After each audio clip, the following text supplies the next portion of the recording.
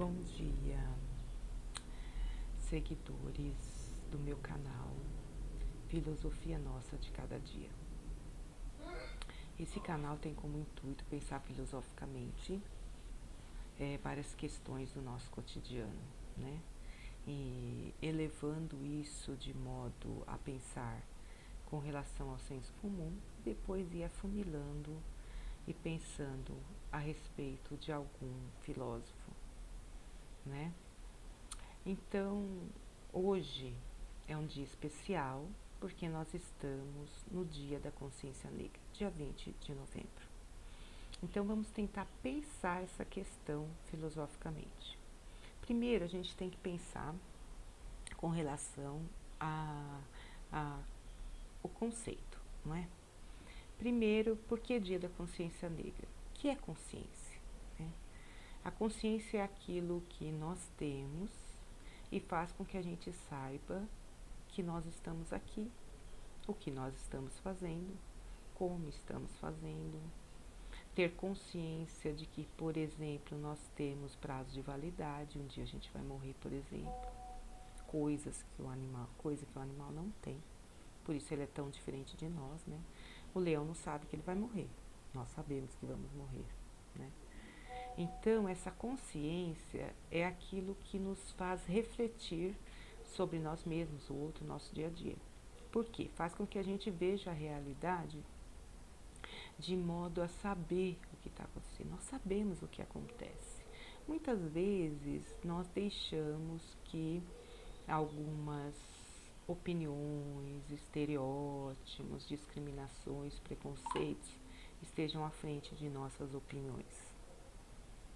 Isso pode acontecer conscientemente, quer dizer, eu estou sabendo que eu estou seguindo uma coisa que talvez não seja certa, uma opinião que talvez não seja a melhor de todas, ou outras vezes nós seguimos isso inconscientemente, tá? Quando nós temos um contexto onde brota o Dia da Consciência Negra, é porque talvez, né, isso a gente vai tentar pensar até o final dessa live, ou dessa aula, ou dessa conversa, desse bate-papo, tem algo aí que não esteja consciente, né? E talvez até mesmo não esteja conscientemente, nem no sentido individual, nem no coletivo. Então, se a gente tem o Dia da Consciência Negra, é porque a gente precisa pensar algo sobre a questão do negro no Brasil. Então, a gente pode perguntar, por que o Dia da Consciência Negra? Porque nós não temos consciência de alguma coisa, né? Se existe uma lei antirracial, existe o Dia da Consciência Negra. Então, significa que a gente precisa refletir sobre isso.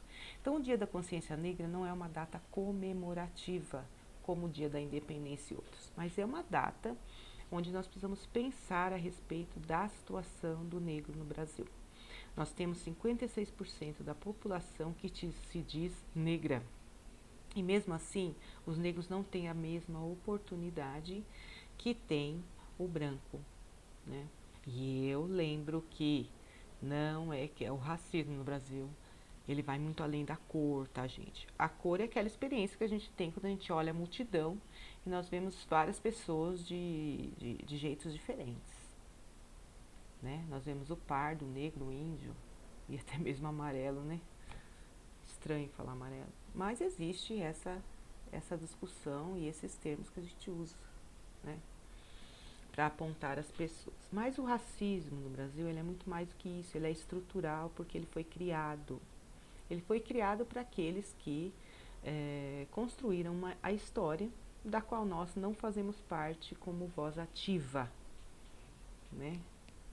Nós, os brasileiros, os americanos, os africanos, os asiáticos. Nós não fazemos parte da história no sentido de contá-la a partir da nossa visão, né, de vítima. Então, gente, pensando nesse dia, a gente pode refletir de várias formas diferentes, tá? Nós podemos partir de uma visão ativista, nós podemos partir de uma visão histórica crítica, nós podemos partir de uma visão econômica, nós precisamos partir de várias visões diferentes. Aqui, como é o canal da filosofia, a gente parte da filosofia. Então, nós já começamos a pensar filosoficamente quando a gente pensou na questão conceitual, que é a consciência. Mas agora a gente vai aprofundar um pouco mais, abordando um filósofo em específico, tá? Esse filósofo, ele não pensa a questão do negro em si, mas ele pensa a questão daquele que foi colonizado, né? Então, esse filósofo, ele se chama Henrique Dussel, tá?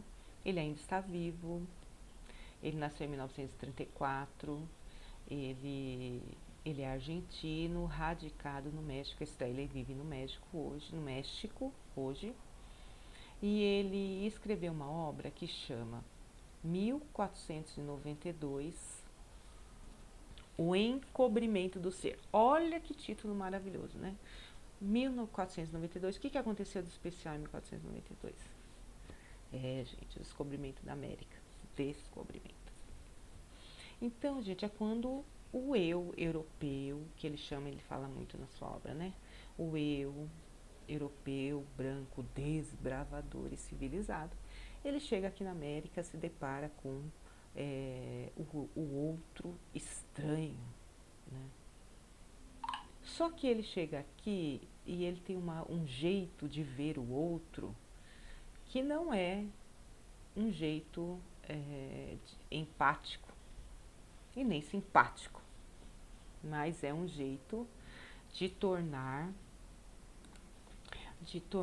o outro membro da sua casa, tá? Eu não vou querer falar aqui do método dele, explicar o método dele em muitas entrelinhas, mas eu vou tentar fazer de um jeito com que vocês entendam o que Dussel quis dizer, tá? Quando eu tenho a criação do eu desbravador branco e civilizado, ele diz que esse eu, ele realmente acontece de fato na realidade quando se chega aqui na América. Por quê? Porque ao chegar aqui na América, é como se ele constatasse que ele é superior ao outro que ele está vendo na frente dele. É como se ele, ao se comparar com esse outro, ele fala, não, realmente eu sou o que eu acredito que eu sou, né?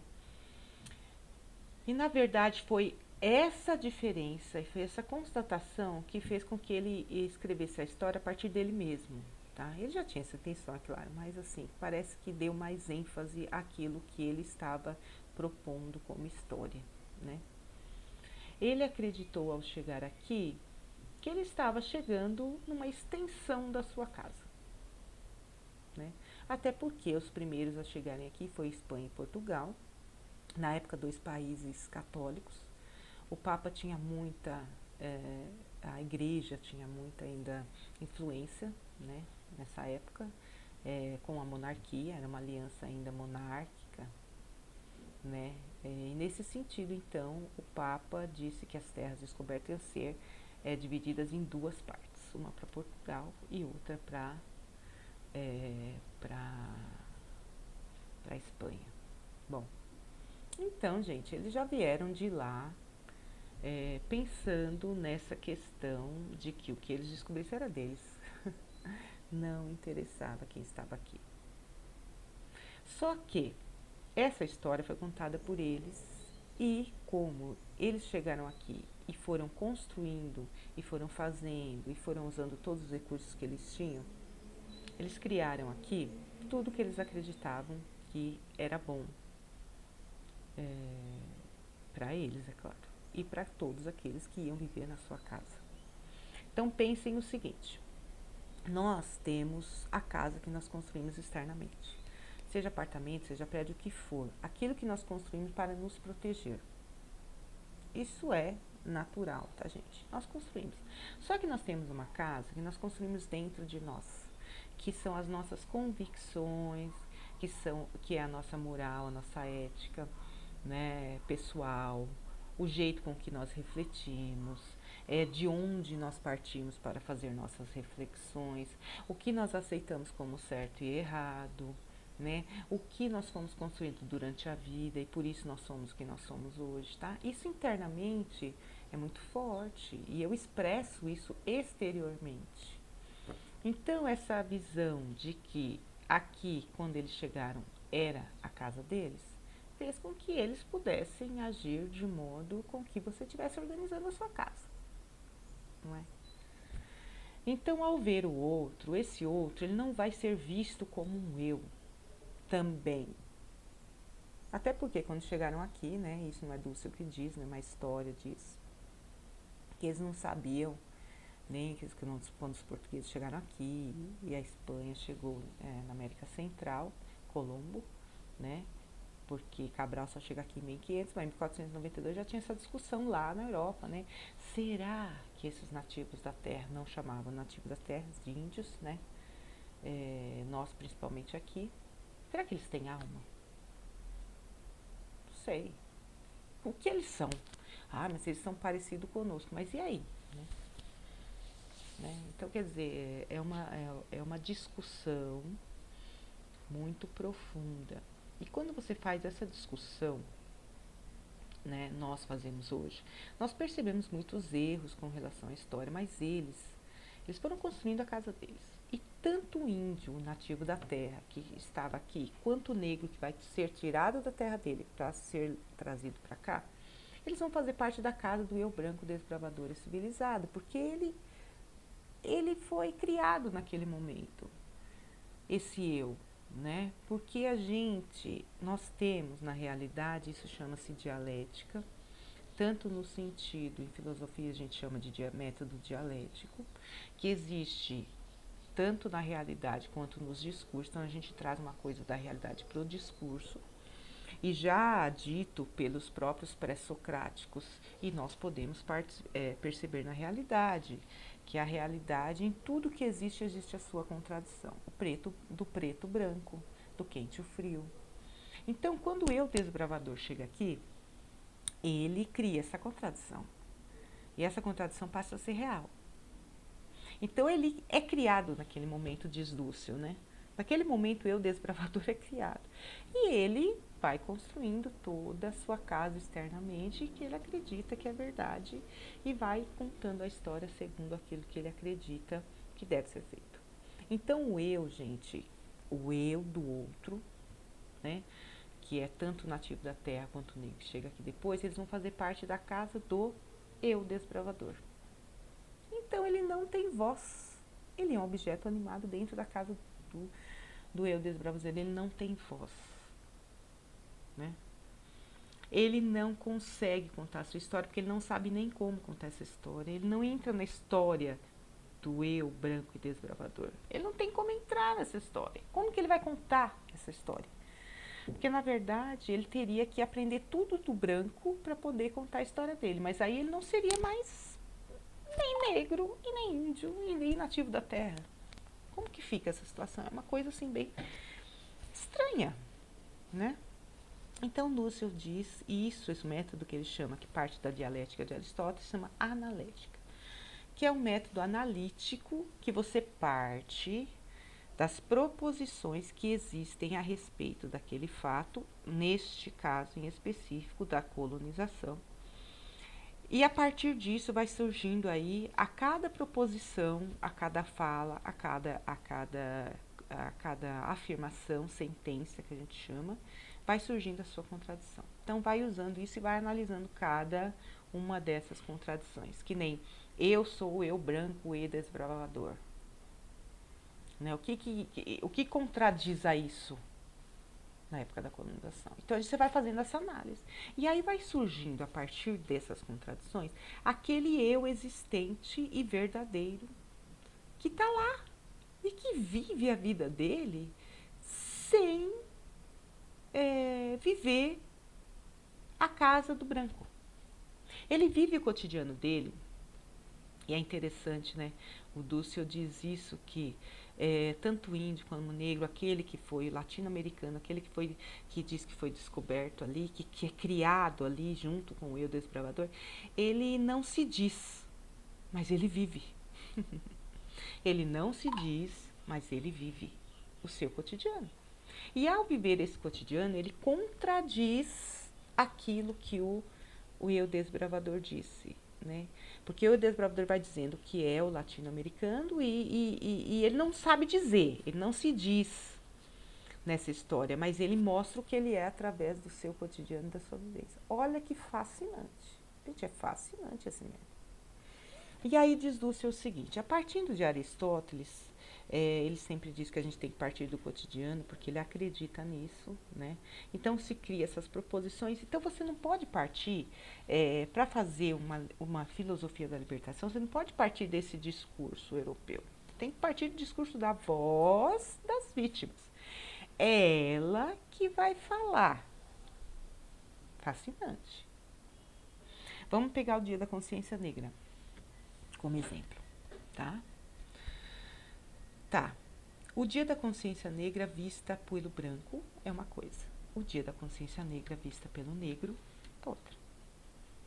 Então, por exemplo, hoje nós vemos muitos intelectuais, e graças a Deus que nós temos muitos intelectuais hoje que conseguiram romper esse véu de Maia, né, aquilo que encobre os nossos olhos, porque muitas vezes até a própria vítima, ela nega aquela situação, né?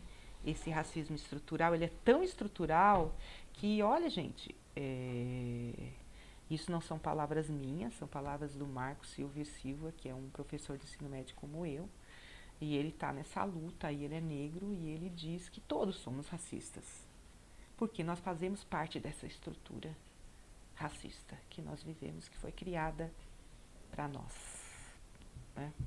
E nesse sentido, então, voltando, né? E aí eu queria citar para vocês um intelectual só, porque existem, graças a Deus está brotando aí, né? Tem o Silvio Almeida, e ele escreve sobre isso, né? Ele escreve para nós a partir, ele surge como uma voz das vítimas. Então Dúcio diz assim, o negro tem que falar do negro, porque ele é que tem essa experiência, ele que vai ser a voz da vítima, ele que vai ser a voz, é ele que vai contradizer o discurso branco. Então o único que pode romper e fazer uma filosofia da libertação é o próprio negro, porque é ele que vive isso, é dele que vai surgir a contradição com o racismo estrutural que existe. É ele falando dele mesmo, e por isso que hoje a gente vendo pessoas negras na universidade falando desse racismo e colocando em prática esse racismo, ele tira o negro da sua mudez, né? Aquele que vive diferente do que o branco fala que ele é, mas que ele não tem voz. Porque ele não tem lugar para falar, porque não é a casa dele, é a casa do branco. Percebe? Olha, é como quando você é pequeno e você vai visitar um parente seu e sua mãe diz que você tem que entrar, tem que fazer o que a sua tia falar, porque você está na casa dela, você não está na sua. Então, às vezes dá a impressão que, apesar de 56% da nossa população ser negra, é como se ela não estivesse na casa dela. Como se estivesse na casa dela. Então, quanto mais tiver intelectuais, pessoas falando, tendo voz sabe, gritando mesmo, a gente vai conseguindo dar situação a partir dessa voz, da voz da vítima, né? Como ela vai fazer isso? Ela vai mostrar a contradição que existe entre o que se fala e o que acontece. Porque quem pode dizer o que acontece é o negro, gente. É ele que sofre. E cada vez que eu ouço um exemplo, exemplos absurdos no nosso dia a dia, eu percebo o quanto se sofre. O quanto sofre.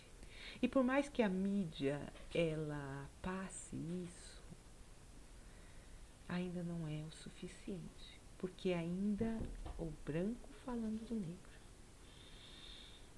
Então, o negro tem que falar do negro, segundo Henrique Dussel.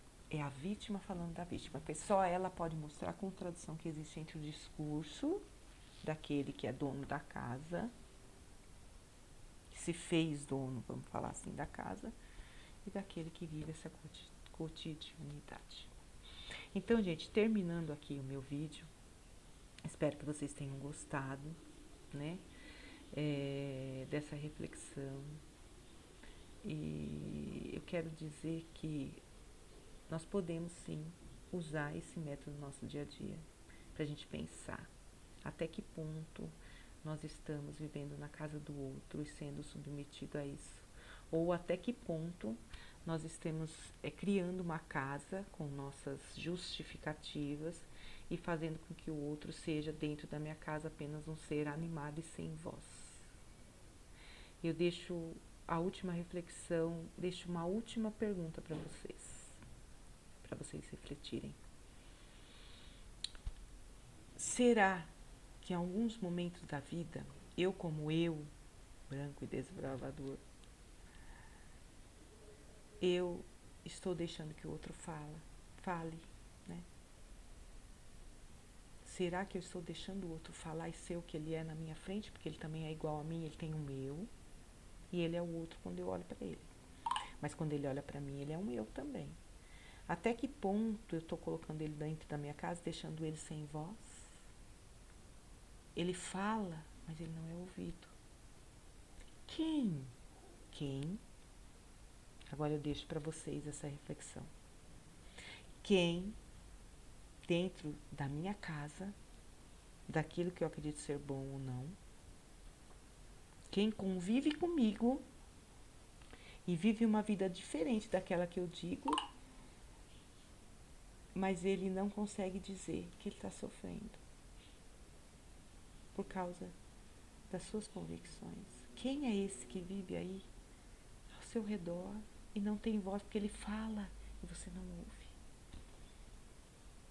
Porque ele não está dentro dos padrões que você acha que deve ser para ele e para você. Bom, eu deixo essa reflexão, espero que vocês tenham entendido.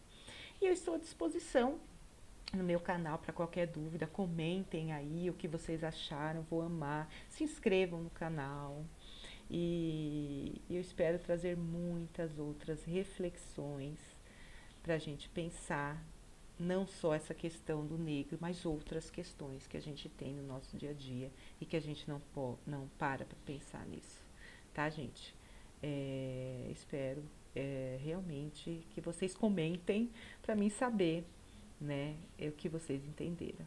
Eu, como professora, adoro saber se aquele que me ouviu me entendeu, né? E se não entenderam, por favor, escrevam. Eu tenho um blog também, tá? Esse blog chama-se Dir-se a Sofia. Podem procurar na internet. Eu tenho vários textos lá, inclusive falando desse eu desbravador de Dussel. Tá lá também outros textos falando de dialética, etc. Até mesmo da minha experiência com câncer de mama há pouco tempo, né? Como tem a live aqui no canal. Então, é isso que eu tinha para hoje. Então, espero que vocês tenham gostado. Até a próxima. Tchau, bye bye. Filosofia nossa de cada dia.